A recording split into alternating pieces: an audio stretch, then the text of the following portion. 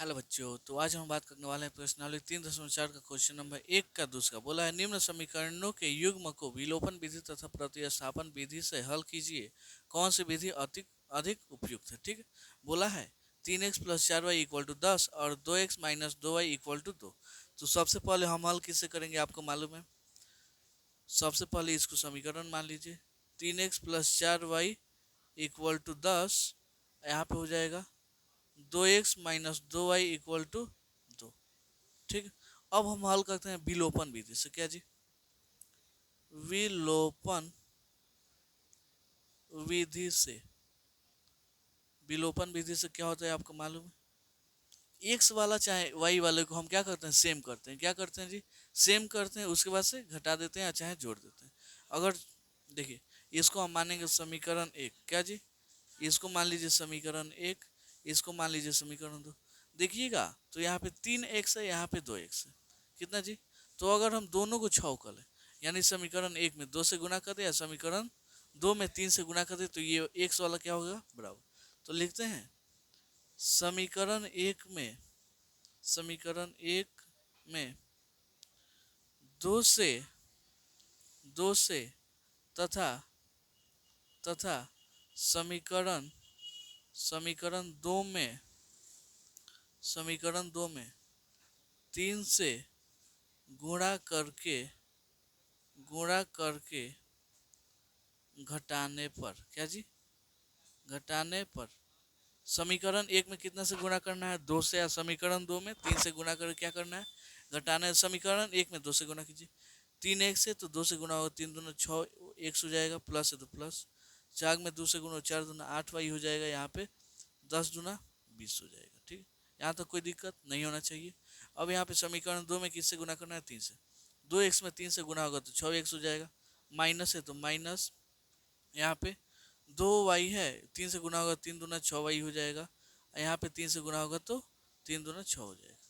क्या करना है, घटाना है। तो घटाने पे क्या होता है, आपका साइन चेंज होता है, आपको मालूम है ना। यहाँ पे माइनस हो जाएगा, यहाँ प्लस हो जाएगा, यहाँ पे माइनस।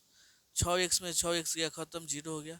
यहाँ पे 8y, यहाँ पे 6y, 8 6 14y हो जाएगा।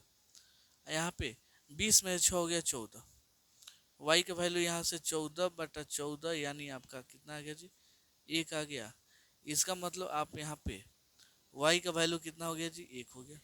अब इसी y के मान को किस में रखेंगे, समीकरण 1 में चाहे 2 में। तो लिखते हैं यहाँ पे y के मान को, y के मान को समीकरण 1 में रखने पर, समीकरण 1 में रखने पर क्या हो जाएगा, समीकरण 1 आपका पहले है कितना जी, 3x + 4y = 10। इतना ही है ना, 3x तो 3x, यहाँ पे 4 गुणे y का वैल्यू 1, यहाँ पे 10, 3x, यहाँ पे 4 एकम 4 हो जाएगा, = 10। 3x = 10, ये 4 प्लस में इधर आएगा तो माइनस में हो गया। यहाँ पे देखिएगा तो 3x = 6 हो जाएगा, x का वैल्यू 6/3, यानी 2 मत में कट जाएगा, x का वैल्यू आपका आ गया 2। अतः अतः यहाँ पे लिख देंगे, अतः x = हो जाएगा 2, y = 1। यही क्या हो गया जी, इसका आंसर हो गया। अब ये तो हो गया विलोपन विधि से। अब किससे हल करना है जी, अब हल करना है प्रतिस्थापन विधि से। तो इसको थोड़ा अलग कहते हैं कि आपको समझ में आएगा कि ये अलग विधि है। अब आते हैं प्रतिस्थापन विधि से। प्रतिस्थापन विधि से, प्रतिस्थापन विधि में क्या होता है आपको मालूम है ना। समीकरण 1 को लेके चलते हैं, यहाँ से x का मान निकालते हैं, जो x का मान आता है समीकरण 2 में रख देते हैं। तो आते हैं समीकरण 1 से, समीकरण 1 से यहाँ पे देखिए समीकरण 1 है कितना जी, 3x + 4y = 10, 3x, यहाँ पे 10, ये 4y प्लस में इधर आ गया तो माइनस में हो जाएगा। x के मान को यहाँ पे देखिएगा 10 - 4y, ये बाटा में 3 हो, क्योंकि इधर गुणा में था। इसको मान लीजिए आप समीकरण 3। अब इसी x के मान को हम रखेंगे समीकरण 2 में। तो लिखते हैं x के मान को x के मान को समीकरण 2 में रखने पर क्या हो जाएगा जी? समीकरण 2 है कितना जी? 2x माइनस में 2y इक्वल टू 2। ठीक है, यही है ना। 2 x का मान कितना है जी? 10 माइनस 4y बटा में 3 माइनस 2y इक्वल टू 2।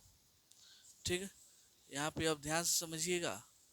तो यहाँ पे कोई कटने वाला नहीं है तो गुणा कर लीजिए। 10 में 2 से गुणा होगा तो 20 प्लस माइनस माइनस 4 दूना 8y हो जाएगा बटा में 3। यहाँ पे माइनस में 2y इक्वल टू 2। एलसीएम लेंगे 3 हो जाएगा। इसको भाग दीजिएगा, एक मार्क्स में कटेगा तो उतना से ही गुणा हो जाएगा।